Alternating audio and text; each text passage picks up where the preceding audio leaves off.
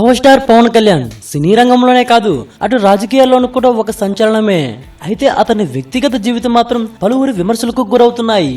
ఈ మధ్యనే దర్శకుడు రామ్ గోపాల్ వర్మ పవన్ కళ్యాణ్ 3 పెళ్లిలపై ఘాటుగా స్పందించిన విషయం తెలిసిందే. పవన్ మొదట పెళ్లి చేసుకుంది విశాఖపట్నంకు చెందిన నందిని అనే అమ్మాయిని. 1995 మే 17న షిర్డీలో వివాహం చేసుకున్నాడు పవన్ కళ్యాణ్. ఆ తర్వాత పవన్ కళ్యాణ్ ఎప్పుడు నిలకడగా ఉండకపోవడం వల్ల వారిద్దరి మధ్య మనస్పర్ధలు వచ్చి విడిపోయారు. పెళ్ళైన సంవత్సరంన్నరకే నందిని పుట్టింటికి వెళ్ళిపోయింది. ఆ తర్వాత తన మెయింటెనెన్స్ కు నెలకు 5 లక్షల రూపాయలు కావాలని కేసు కూడా ఫైల్ చేసింది. 1999లోనూ నందినితో విడాకులు కోరాడు పవన్ కళ్యాణ్. అయితే నందిని దానికి అంగీకరించలేదు. అప్పుడప్పుడు పవన్ కళ్యాణ్ కలిసి ఆమె మాట్లాడుతూ ఉండేది.